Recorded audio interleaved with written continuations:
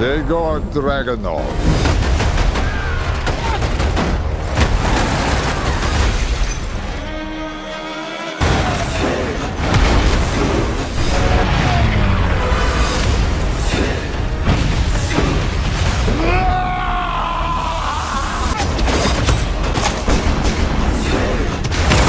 Hello guys, কেমন আছো সবাই? আশা করি সবাই খুব ভালো আছো। তোমরা ইতিপূর্বে একটা ফিনল্যান্ডের সিনেমা কিন্তু দেখেছিলে, যেটা নাম হচ্ছে শিশু। আর এই শিশু সিনেমার সেকেন্ড পার্ট রিলিজ হয়েছে গত মাসেই, বা এক মাসও হয়নি এখনো, যে সিনেমাটা এখনো সিনেমা হলে চলছে এবং অলরেডি বিশ্বব্যাপী ব্যাপক জনপ্রিয়তা পেয়েছে। তো সেই সিনেমাটা আজকে তোমরা দেখতে চলেছো। মনে করো একবারে সিনেমা হলের সিনেমাটি এখন তোমরা র্যান্ডম অ্যানিমেশনে দেখবে। তো এই ভিডিওতে দুটো সমস্যা রয়েছে। প্রথমত, স্ক্রিপ্ট দিয়েছে তোমাদের মতো একজন দর্শক, তো স্ক্রিপ্টে সেরকম জোর নেই। আর দ্বিতীয় সমস্যাটা হতে পারে, সেটা হচ্ছে হল প্রিন্টের জন্য। তো বুঝতেই পারছো, অনেক বেশি এক্সপেকটেশন নিয়ে ভিডিওটা দেখতে যেও না। স্বাগতম প্রিয় বন্ধুরা, তোমরা কি একঘেয়েমিতে ভুগছো? তাহলে মজা পাওয়ার জন্য আজকের বিষয়টি একদম উপযুক্ত তোমাদের জন্য।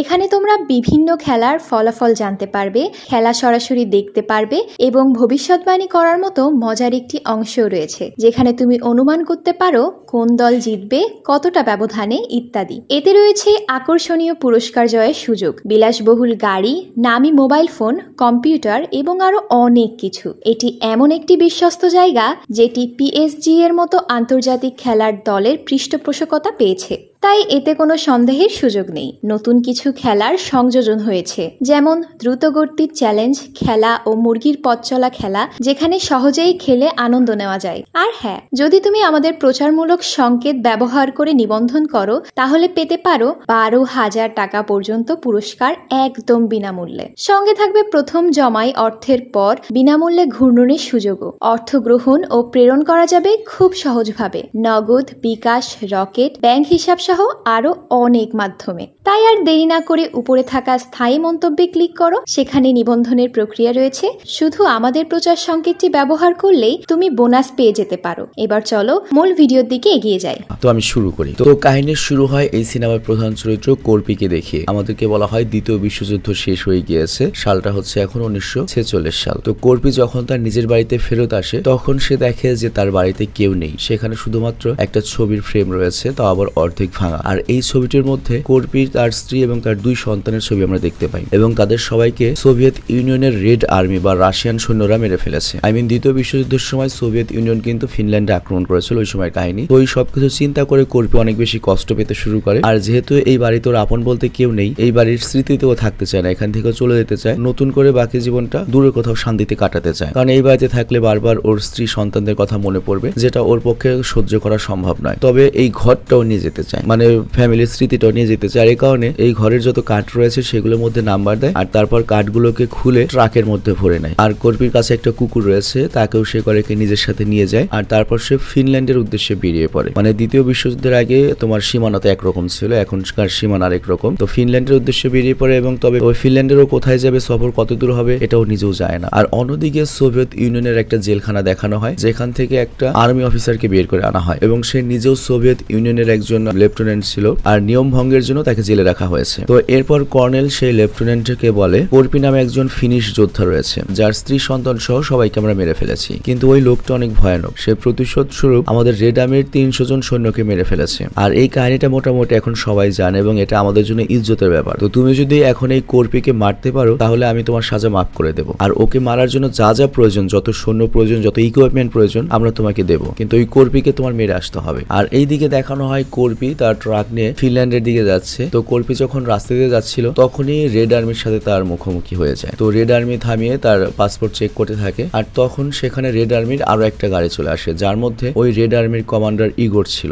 যার হাতে কর্পিকে মারার দায়িত্ব দেওয়া হয়েছে। তো কমান্ডার ইগোর যখন কর্পির ট্রাক ভর্তি কাঠ দেখে, তার সন্দেহ লাগতে শুরু করে। সে মনে মনে ভাবতে শুরু করে, এই লোকটি এত কাঠ নিয়ে কোথায় যাচ্ছে, সে সামনে গিয়ে আবার কোনো ঝামেলা করবে কিনা। আর এজন্য সে অর্ডার দেয়, ওর ট্রাকটা, ওর কাঠগুলো ট্রাক সহ পুড়িয়ে দাও, কোনো রিস্ক নিও না। বুঝতেই পারছো এখানে দেখানো হচ্ছে যে রেড আর্মিরা কত ডেঞ্জারাস ছিল। আবার এইদিকে কর্পিও রেড আর্মিদের ভাব দেখে বুঝতে পারে যে খারাপ কিছু হতে চলেছে, তো সেও রেডি হয়ে পড়ে। আর এরপর দেখা যায় একটা সৈনিক করে কি বোতলের ভেতরে আগুন দিয়ে তারপর কর্পি ট্রাকের দিকে ছুড়ে মারতে যায়, বাট তখনই কর্পি করে কি দরজা মতো লাথি দিয়ে ওই সৈন্যের উপরে আগুন ফেলে দেয়। তো এই দৃশ্য দেখে আরো 2-3 জন সৈন্য এগিয়ে আসে, একজন সামনে দিয়ে আসে, তাকেও চাপা দেয় কর্পি, এবং পেছন দিয়ে যে আসে তাকে ধাক্কা দিয়ে একবারে ইগোর গাড়ির মধ্যে ঢুকিয়ে দেয়। তো তখন ইগোর বুঝতে পারে যে এটা কোনো সাধারণ মানুষ না। আর তারপর ইগোর করে কি কর্পির পেছনে লেগে লেগে যায় এবং ইগোরের সাথে আরো একজন লোক ছিল। আর এইদিকে আমরা দেখি ট্রাক নিয়ে যেতে যেতে কর্পি নিজের বন্দুকটাও রেডি করে ফেলে। তো এইভাবে অনেকক্ষণ ট্রাক নিয়ে আসার পরে কর্পির সামনে একটা ভাঙা ঘর দেখতে পায়, আর সেখানে সে কর্পি করে কি তার ট্রাক থেকে নেমে লুকিয়ে পড়ে এবং তার দিকে আসা সকল যে রেড আর্মিরা ছিল তাদেরকে গুলি করে মেরে ফেলে এবং কিছুক্ষণের মধ্যে সেখানে ইগোরও চলে আসে। তো ইগোর তো পুরো শকড হয়ে যায় এবং বুঝতে পারে এইটাই মনে হয় সেই কর্পি যাকে মারার জন্য আমি এসেছি। ও কোনো সাধারণ মানুষ নয়। তবে ইগোরের সাথে যে লোকটি ছিল সে তো খেপে গিয়েছে কর্পিকে মারবেই, বাট ইগোরও তো একজন সিনিয়র কমান্ডার, ও খুব ভালো মতো জানে কর্পি কি করতে পারে। তো এই জন্য সে ওই লোকটিকে চুপ করে বসে থাকতে বলে, কিন্তু ওই লোকটার আবার মনে করে ইগো অনেক বেশি, সে কথা শোনে না, বন্দুক বের করে এগিয়ে যেতে লাগে। বাট কর্পি করে কি উল্টো ওই লোকটিকে গুলি করে মেরে ফেলে। তবে সে ইগোরের কোনো ক্ষতি করে না এবং সেই জায়গা থেকে চুপচাপ চলে যায়। আর এই ব্যাপারগুলো দেখে ইগোরের অবস্থা মোটামুটি নাজেহাল হয়ে গিয়েছে এবং পুরোপুরি শিওর এইটাই করবি এবং সে তার বাকি সব সৈন্যদের ঘটনা জানিয়ে দেয় এবং তাদের সবাইকে আসতে বলে। তো এরপর আমরা দেখি কিছু সৈন্যরা বাইক নিয়ে আসে এবং কর্পির পিছু নিতে শুরু করে, ওকে যে কর্পিকে যে কোনো ভাবে মারতে হবে ওদের। আবার কর্পি ওই দিকে বুঝতে পারে ওর উপর আক্রমণ হয়েছে, তো এই জন্য ও কারিকে ট্রাকটিকে ফুল স্পিডে নিয়ে এগোতে থাকে। তো এইভাবে চলতে চলতে আমরা একটা অসাধারণ ফাইটিং দৃশ্য দেখতে পাই। একজন ট্রাকের উপর উঠে তাকে কর্পি ফেলে দেয়, আবার তারপর ট্রাকের নিচে চাপা দেয়, বাইক উড়িয়ে দেয়। কিন্তু তখনই ইগোর করে কি কর্পির ট্রাকের উপরে আগুন ভরা একটা বোতল ছুঁড়ে মারে, যে কারণে কর্পির ট্রাকে আগুন ধরে যায়। আর তখন কর্পি করে কি ট্রাক নিয়ে জঙ্গলের ভেতরে ঢুকে এবং লতা পাতা যে রয়েছে তার মধ্যে ট্রাক ঢুকিয়ে দেয়। তো লাগাতার লতা পাতার বাড়ি খেতে খেতে কাঠের আগুন নিভে যায় আর তারপর সে একটা বিলের মধ্যে চলে আসে। আর এখানে এসে কর্পি করে কি ট্রাক থেকে নামে এবং সবকিছু চেক করতে থাকে। আর তারপর কুকুরটিকে বের করে কিছু খাবার দেয়। আর তারপর সে খেয়াল করে তার নিজের গায়ে একটা গুলি লেগেছে, কখন লেগেছে সে বলতেও পারবে না। তো এরপর সে গুলিটা বের করে। আর তাছাড়া আমরা দেখতে পাই কর্পি মোটামুটি ভালো বয়স্ক, তবে তারপরেও মনে করা যায় শরীরে জোশের কোনো কমতি নেই। এরপর কর্পি যখন এখানে একটু রেস্ট নিচ্ছিল তখনই সে তার উপর দিয়ে একটা ফাইটার প্লেন উড়ে যেতে দেখে। আর এই ফাইটার প্লেন গুলো হচ্ছে সোভিয়েত ইউনিয়নের। তো এই জন্য সে করে কি দ্রুত ট্রাক চালু করে এবং আবারও চলতে শুরু করে। বা ঠিক তখনই ফাইটার প্লেন থেকে কর্পির ট্রাকের উপরে গুলি শুরু করা হয়। তো কর্পিও তখন বুঝতে পারে এই প্লেনের হাত থেকে বাঁচা খুবই কঠিন হবে। তবে কর্পিও তো এত সহজে হার মানার পাত্র নয়। তো সে ট্রাক নিয়ে এদিক ওদিক মনে করো জিগজ্যাগ করতে থাকে যাতে সে গুলি থেকে বাঁচতে পারে। তবে এক পর্যায়ে একটা প্লেন অনেক কাছে চলে আসলে কর্পি একটা ঘর সামনে দেখতে পেয়ে ট্রাক নিয়ে সেই ঘরের মধ্যে ঢুকে যায় এবং অপেক্ষা করে কখন প্লেনটা চলে যাবে, মানে কর্পি পালিয়েছে আর কি। বাট প্লেন তো এসেছে এই কর্পিকে মেরে ফেলার জন্য। যতক্ষণ না ওরা কর্পিকে মারতে পারছে ততক্ষণ ওরা এখান থেকে যাবে না। তো কর্পি যখন মনে করে প্লেন চলে গিয়েছে ও করে কি ঘর থেকে বের হয়, তখনই প্লেন থেকে আবার বোমা মারে ওই ঘরই ব্লাস্ট করে দেওয়া হয়। তো এখান থেকে কর্পি চলে আসে একটা বড় বড় গাছের জঙ্গলে। তবে ফাইটার প্লেন গুলো তখনও কর্পিকে খুঁজছিল, তবে কেউ ওকে দেখতে পাচ্ছে না কারণ এখানে খালি গাছ আর গাছ। তবে একটা ফাইটার জেট হঠাৎ করেই কর্পি ট্রাকটিকে দেখতে পায় আর তখন ওই পাইলট করে কি পুরো ফাইটারটিকে ঘুরিয়ে কর্পির উপর আক্রমণ শুরু করে, এর সাথে গুলি বর্ষণ শুরু করে। তো যাই হোক ওই ফাইটারটা কিন্তু অনেক নিচ দিয়ে কর্পিকে আক্রমণ করছিল। তো কর্পি তখন করে কি গাড়িটা ব্রেক করার ফলে ওই প্লেনটি কর্পির ট্রাকের সঙ্গে ধাক্কা খায় এবং প্লেনটি সামনে ভেঙে যায়। তো এইভাবে একটা প্লেন ধ্বংস হয়। আর এরপর সে জঙ্গল থেকে বাইরে বের হয়ে আসে এবং খেয়াল করে কোথায় আরেকটা প্লেন রয়েছে। তবে অনেকক্ষণ তাকেও সে দেখতে পায় কোনো প্লেন নেই আর এই জন্য সে আবারও রাস্তা দিয়ে যেতে শুরু করে। তবে কিছুক্ষণ যাওয়ার পরে দেখা যায় আরেকটা প্লেন একেবারে মনে করো পাহাড়ের নিচ দিয়ে ওকে খুঁজছে এবং ওই প্লেনটি হঠাৎ করে কর্পি ট্রাকের উপর গুলি করতে শুরু করে। কিন্তু এইবার কর্পি পালাবে কোথায়, তখন তো গাছ ছিল, পুরো খোলা মাঠ, তো পালানোর কোনো রাস্তা নেই। আবার প্লেনটিও করে কি সোজা ট্রাকের দিকে আসতে শুরু করে এবং গুলি শেষ হয়ে যাওয়ার পরে ওই প্লেনটা করে কি যে কোনো ভাবে কর্পিকে মারার জন্য প্লেনটিকে মনে করো ড্রোন হিসেবে ইউজ করবে। তো এই জন্য চালক করে কি নেমে গিয়ে প্লেনের সাথে ট্রাককে ধাক্কা খাওয়াবে যাতে কর্পিকে মারতে পারে। কিন্তু কর্পিও তখন করে কি তার ট্রাকটিকে এমন একটা হার্ড ব্রেক করে যে কারণে ট্রাকের উপর থেকে কয়েকটি কাঠ গিয়ে সামনে পড়ে এবং ওই কাঠের কারণে টক্কর খেয়ে প্লেন করে কি দূরে গিয়ে ব্লাস্ট হয়। চিন্তা করো ভাই, এখানের অ্যাকশন ডিরেক্টর কে ভাই, পুরো তামিল টাইপ অ্যাকশন সিনেমা, হ্যাঁ হলিউড আর তামিলের মিক্স। তো যাই হোক কর্পি আবারও বেঁচে যায়। তবে যে পাইলটটা প্লেন থেকে ঝাঁপ দিয়েছিল সে কর্পির উপর গুলি করতে শুরু করে। তবে কর্পি এটাও মোকাবেলা করে। তো কর্পি যখন মোটামুটি নিশ্চিন্ত তখনই আমরা দেখতে পাই অনেক বড় একটা বোম্বার প্লেন চলে এসেছে, যে কারণে কর্পি দ্রুত ট্রাক নিয়ে পালাতে শুরু করে। আর ওই বোম্বার প্লেন থেকে অনেক বড় বড় বোমা ফেলা হচ্ছিল, তবে একটাও কর্পির ট্রাকে লাগে না, মানে একটু দূরে পড়ে। কিন্তু এই বোমার যে ইম্প্যাক্ট সেটা অনেক বেশি ছিল, কারণে ট্রাকটি ধাক্কা খেয়ে মনে করে পানিতে পড়ে যায়। তবে কর্পি কোনো রকমে তার কুকুরটিকে নিয়ে ট্রাক থেকে বের হয়। তবে ট্রাকের ভেতরে যে কাঠগুলো ছিল সেগুলো তো কর্পির অনেক প্রয়োজন ছিল, কারণ সেগুলো দেশে নতুন ঘর বানাবে, তার পরিবারের লাশ স্মৃতি। তো এজন্য কর্পি করে অনেক কষ্ট করে পানির নিচে গিয়ে কাঠের যে বাঁধনগুলো ওগুলো খুলে দেয় ট্রাক থেকে। আর এ কারণে কাঠগুলো ভাসতে শুরু করে এবং ওই কাঠ ধরে উপরে ওঠে এবং এর সাথেও কুকুরটিকেও বাঁচিয়ে নেয়। আর এর কিছুক্ষণ পরে দেখা যায় সেখানে ইগোর চলে এসেছে এবং তার সাথে অনেক সৈন্য রয়েছে। আর এখানে এসে সে কাঠগুলো সহ কর্পিকে খুঁজতে শুরু করে, কিন্তু কোথাও খুঁজে পায় না। আর এইদিকে দেখা যায় কর্পি কাঠগুলো ব্যবহার করে একটা ভেলা বানিয়ে ফেলেছে এবং এটাই চলে কর্পি ভাসতে ভাসতে অনেক দূরেও চলে এসেছে। তো এভাবেই কর্পি অনেকটা ফিনল্যান্ডের বর্ডারের কাছে চলে আসে আর ওইখানে সে একটা পুরনো ট্যাঙ্ক পায়। তো কর্পি করে কি সেই কাঠগুলোকে ওই ট্যাঙ্কে ওঠায়। আর অন্যদিকে দেখা যায় ইগোর তার লোকদেরকে নিয়ে অন্য একটা জায়গা অপেক্ষা করছে, যেটা হচ্ছে একটা চেক পয়েন্টের মতো। আর কর্পি যদি ফিনল্যান্ডে ঢুকতে চায় তাহলে এই রাস্তা দিয়ে যেতে হবে। তো কিছুক্ষণ অপেক্ষা করার পরে ইগোর দেখতে পায় যে সামনে থেকে একটা ট্যাঙ্ক আসছে যার উপরে অনেকগুলো কাঠ। তো ইগোর দেখেই বুঝতে পারে যে এটা হারামজাদা ওই কর্পি, এবং এরপর সে যখন বাইনোকুলার দিয়ে দেখে তখন তো আরো শিওর হয়। আর তখন ইগোর মনে মনে ভাবতে থাকে যে ভাই ও মানুষ নাকি, ওর সাথে এত কিছু ঘটে যাওয়ার পরেও মরছে না কেন। তো এরপর ইগোর করে কি, তার সৈন্যদেরকে বলে যে ট্যাঙ্কারের উপর আক্রমণ করো। তো সবাই মিলে ট্যাঙ্কের উপর আক্রমণ করে গুলি চালাতে থাকে। আর এইদিকে কপি ট্যাঙ্কটিকে শুধুমাত্র এগিয়ে নিয়ে যাচ্ছিল, এবং আমরা দেখতে পাই ট্যাঙ্কের পেছনে কিছু বোমাও লাগানো রয়েছে। তো কিছুক্ষণ পরে সেগুলো ফেটে যায় আর ট্যাঙ্কটি দূরে গিয়ে পড়ে। ঘটনা সবাই মনে করে যে কর্পি মারা গিয়েছে, না কিন্তু ট্যাঙ্কের ভেতরে তো কর্পি বেঁচে ছিল, মানে কর্পিকে ওরা ধরাশায়ী করে দিয়েছে। আবার কর্পিও বুঝতে পেরেছে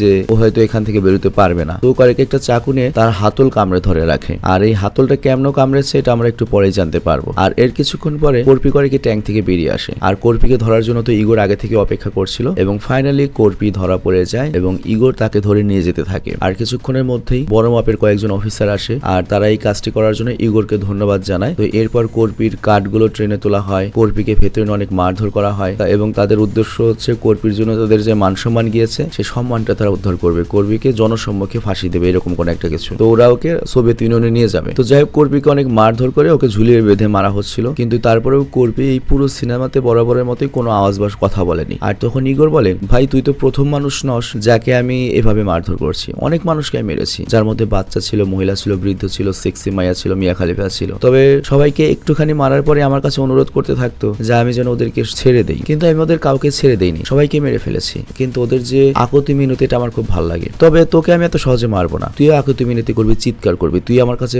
মাপ চাইবি, প্রাণ ভিক্ষা চাইবি, তারপর আমি তোকে মারবো। তো এই কথা বলে ইগোর করে কি ট্রেনের অন্য কামরায় চলে আসে, যেখানে বড় বড় অফিসাররা গল্প করছে। তো এখানে সেই ইগোর সবাইকে বলে যে কর্পিকে তো আমি ধরেছি, এটা আমার ক্রেডিট। কিন্তু বড় বড় অফিসাররা বলে, আরে মিয়া, ওরকে ধরার পেছনে আমাদেরও তো হাত রয়েছে, তোকে জেল থেকে ছাড়ালো কে, এতগুলো জিনিস সৈন্য দিল কে, বিমান দিল কে, ওকে ধরার তো আমরা অনেকদিন ধরে চেষ্টা করেছিলাম, আর এই কারণেই কর্পি আজকে ধরা পড়েছে, তোর একার ক্রেডিট বলে কিছু নেই। তো এই বিষয়টা ইগোরের ব্যাপক মাইন্ডে লাগে। আর এখানে একটা বিষয় বুঝতে হবে, ইগোরও কিন্তু কর্পির মতো একটা আলফা কমান্ডার। আর এই দিকে দেখা যায় কর্পিকে যে কামরায় আটকে রাখা হয়েছিল তার বাইরে দুজন সৈন্য পাহারা দিচ্ছে। তো কর্পি অনেক কষ্টে নিজের বাঁধন ছাড়িয়ে নেয়, আর তারপর সে শোয়া থেকে যে উঠে দাঁড়াবে সেই শক্তিটাও তার নেই। আর কিছুক্ষণ পরে দেখা যায় কর্পি করে কি নিজের পায়ের চামড়ার ভেতর থেকে চাকু বের করে, মানে ওই ট্যাঙ্কের ভেতরে দেখেছিলে না যে চাকুর হাতল কামড়ে ধরে রেখেছিল, আসলেও কামড় দিয়ে ওই চাকুর কাঠের অংশটা ভেঙে ফেলেছে বা আলাদা করেছে, আর লোহার অংশটুকু ছুরিটুকু পায়ের চামড়ার ভেতরে নিয়ে গোপন ভাবে অস্ত্র রেখেছে আর কি, বুঝতেই পারছো। তো যাই হোক, ভেতরে শব্দ পেয়ে একটা সৈন্য দেখতে আসে কি হলো, কিন্তু সে দেখতে পায় কর্পি মাটিতে পড়ে রয়েছে, তবে কর্পির হাতে তার নিজের চাকুটা লুকিয়েছিল। তো সৈন্য যখন চেক করতে আসে যে কর্পি বেঁচে রয়েছে না মরে রয়েছে, তখনই কর্পি চাকু দিয়ে ওকে শেষ করে ফেলে। আবার ভেতরে শব্দ পেয়ে বাইরে থেকে আরেকটা সৈন্য ভেতরে আসে, কর্পি তাকেও মেরে ফেলে। আর তারপর কর্পি ওদের দুজনের বন্দুক নিয়ে নেয়। আর এইগুলো ভাই অন্য লেভেলের একটা সিন ছিল। আর বর্তমানে আমরা দেখতে পাই কর্পি কিন্তু একটা ভয়ানক মনস্টারে পরিণত হয়ে গিয়েছে।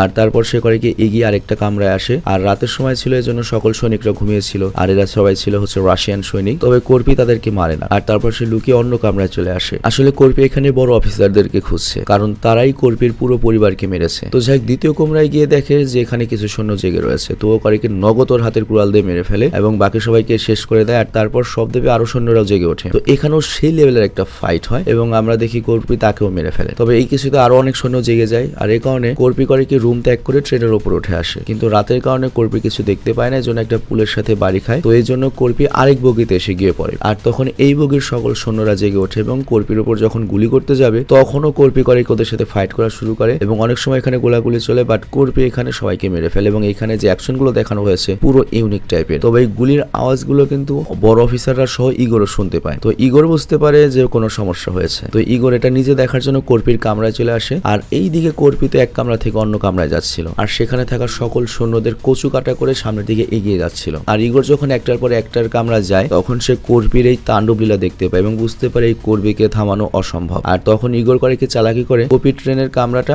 মেন ট্রেন থেকে আলাদা করে দেয়। তো কর্পি এই বিষয়টা বুঝতে পারে, আর এরপর সে সামনের দিকে এগিয়ে এসে দেখতে পায় যে সামনের একটা বগিতে মিসাইল রয়েছে। তো কর্পি এই মিসাইলটা ব্যবহার করবে, সেটা যে কোনো ভাবে। আর অন্যদিকে দেখা যায় ইগোর রেগে সেই রুমে চলে এসেছে যেখানে বড় বড় অফিসাররা রয়েছে, এবং ইগোর এসেই করে কি অফিসারের গলায় চাকু ঢুকিয়ে দেয় এবং বন্দুক বের করে বাকি অফিসার গুলোকেও মেরে ফেলে। শুধুমাত্র একজন অফিসার বেঁচে থাকে, মেন অফিসার, এবং সে ইগোরকে বলে আমার কাছে অনেক টাকা পয়সা রয়েছে, তুমি এগুলো সব নিয়ে যাও, কিন্তু আমাকে মেরো না। তো ইগোর টাকা নিয়ে ওকে মেরে ফেলে। মানে ইগোর এখন আর কাউকে বিশ্বাস করতে চায় না। এর কারণটা হচ্ছে ও নিজে কর্পিকে ধরে এনেছে, কিন্তু এই ক্রেডিট সকল বড় অফিসাররা নিবে হচ্ছে তাদের বড় অফিসারের কাছে গিয়ে। তো এখন যেহেতু কর্পি এই তাণ্ডবলীলা চালাচ্ছেই, তাহলে এই সুযোগে এই অফিসারদেরও মেরে দেয়, সব দোষ কর্পির হোক, আমি একা কর্পিকে ধরে আমি সরকারের কাছে দেবো, সোভিয়েত সোভিয়েত ইউনিয়নের টানেলের কাছে দেবো, আমার নাম হবে, এটাই হচ্ছে ইগোরের প্ল্যান। তো যাই হোক, ঠিক ওই মুহূর্তেই ইগোর অনেক জোরে একটা আওয়াজ শুনতে পায়, আর এইদিকে আমরা দেখি মিসাইল নিয়ে কর্পি করেছে কি ট্রেনের লাইন ধরে আসছে, এবং কিছুক্ষণের মধ্যেই পেছনের বগিটা সামনে ট্রেনের সঙ্গে লেগে যায়, আর তারপর কর্পি করে কি ইগোরের উপর আক্রমণ করে। দুজনের মধ্যে সেই লেভেলের লড়াই হয়। তো ইগোরও তো আমরা বলেছি ও আলফা, ও কম নয়, তো সেও কর্পিকে মারতে থাকে। দুজনের সেই লেভেলের মারামারি হয়, সেই লেভেলের মারামারি। ইগোর এখানে বারবার বলে, ভাই তুই কি দিয়ে তৈরি, ভাই তুই মরস না কেন? আবার কর্পিও হার মানার পাত্র না, কর্পি তার কথা বলে না, ও করে কি সেই লেভেলের পিট হয়। তো যাই হোক, এখানে মারামারি এক পর্যায়ে কর্পি করে অনেক কষ্ট করে নিজের কামরায় চলে আসে, আর তারপর সে মিসাইলের সকল দড়ি খুলে দেয়, আর এই কারণে মিসাইলটি সরাসরি ইগোরের কামরায় প্রবেশ করে, আর এর ফলে কর্পির কামরা আবারও পেছনে পড়ে যায়, কারণ মিসাইলের সাহায্যে তার কামরা সামনের দিকে এগিয়ে আসছিল, এবং আমরা দেখি মিসাইলটি সোজা ইগোরের কামরায় চলে এসেছে, আর তখনই মিসাইলটা ফেটে যায়, মানে সামনের বাটনে ক্লিক লাগে এবং অনেক বড় একটা ধামাকার তৈরি হয়, আর এতে ইগোর মারা যায়। আর মিসাইলের ব্যাপারটা বলি, প্রত্যেকটা মিসাইলের মাথায় হচ্ছে তোমার একটা সুইচ থাকে, মানে আয়কর মিসাইল যে সিস্টেম ছিল, মাটিতে পড়লে সুইচ লাগলে তখন ব্রাস্ট হতো আর কি। তো যাই হোক, কর্পি সবকিছু দেখছিল। তো যাই হোক, এরপর আমাদের কর্পিকে দেখানো হয়, ভাই কি ভয়ানক কমান্ডো লুক। তো কয়েক ঘন্টা পরে আমাদের দেখানো হয় ফিনল্যান্ডের বর্ডারে ফিনল্যান্ডের কয়েকজন সৈন্য বসে রয়েছে, এবং তারা অবাক হয়ে যায় যে একটা ট্রেন এগিয়ে আসছে এইদিকে, কিন্তু একটু পরে তারা দেখতে পায় এটা ট্রেন নয়, ট্রেনের বগি, কে একজন টেনে আনছে। তো এরপর কর্পি করে নিজের পাসপোর্ট বা আইডেন্টি কার্ড দেখায়। তো ওর আইডেন্টি দেখেই ফিনিশ সৈন্যরাকে স্যালুট জানায়, কারণ এটাই হচ্ছে সেই কর্পি যে 300 রেড আর্মিকে মেরেছিল, কিন্তু এখন তারও বেশি মেরে এসেছে। তো যাই হোক, সে হচ্ছে একটা জাতীয় হিরো। তো তাকে ফিনল্যান্ডে প্রবেশ করতে দেওয়া হয়, আর এরপর বেশ কিছুদিন কেটে যায়। আমরা দেখতে পাই কর্পি একটা নির্জন জায়গায় একটা বাড়ি তৈরি করছে, কারণ সে চায় না কেউ তাকে বিরক্ত করুক বা তার অবস্থান সম্পর্কে কেউ জানুক। তো কর্পি যখন বাড়িটা বানাচ্ছিল তখনও খেয়াল করে যে অনেক মানুষ হাতে কুড়াল টুরাল নিয়ে আসছে, বেলচা বা কুড়াল নিয়ে। তো কর্পি তোদের সাথে লড়াই করার জন্য রেডি হয়ে যায়, কিন্তু সবাই তখন বলে, আরে মিয়া ভাই, আমরা তো আপনার সাথে লড়াই করবার আসি নাই, আমরা আইছি আপনার সাহায্য করার জন্য, আপনি একা একা কত কষ্ট করে ঘর বানাইতেছেন, আমরা আইছি একটু সাহায্য করবো আপনার। তো এরপর হগলতে মিল্লা কর্পিকে তার ঘর বানাতে সাহায্য করে, আর এর মাধ্যমে অসাধারণ অ্যাকশন মুভিটা শেষ হয়ে যায়। এটা এমন একটা সিনেমা, নর্মালি অ্যাকশন সিনেমা বা যে কোনো জিনিস এক্সপ্লেনে মজা লাগে না, তবে এই সিনেমাটির ক্ষেত্রে তোমার অ্যাকচুয়াল ভার্সনটাই দেখা উচিত। তবে তারপরেও যাদের একান্তই 3 ঘন্টা সিনেমা দেখার সময় নেই, তারা এক্সপ্লেন দেখতে পারো, কোনো সমস্যা নেই, কারণ নাইমা আমার চেয়ে কানা মামা ভালো। এবারে সুযোগ পাচ্ছ না, তার উপর আমি সামনে ট্রেলার দিয়ে দিয়েছি, এর জন্য মোটামুটি একটা ভাইব পেয়েছো যে সিনেমাটা অ্যাকচুয়ালি সাউন্ড টাউন্ড কেমন, তারপর অ্যাকশন গুলো কেমন ছিল, মোটামুটি একটা আইডিয়া পেয়েছো, আর তারপর কাহিনী তো জানলেই। তো আমি বিদায় নিচ্ছি, ভালো থেকো, সুস্থ থেকো, কেরালা হাফেজ, বাই। এবং তোমরা যদি এই ধরনের অ্যাকশন সিনেমা পছন্দ করো কমেন্টে অবশ্যই জানিও। এবং আরেকটা কথা আমি তোমাদেরকে ক্লিয়ার করি, হয়তো চ্যানেলের নাম র্যান্ডম অ্যানিমেশন, এটা জাস্ট র্যান্ডম অ্যানিমেশন দীর্ঘদিন তোমাদেরকে এন্টারটেইন করেছে, সেই সম্মানে আমরা নামটা চেঞ্জ করিনি, কিন্তু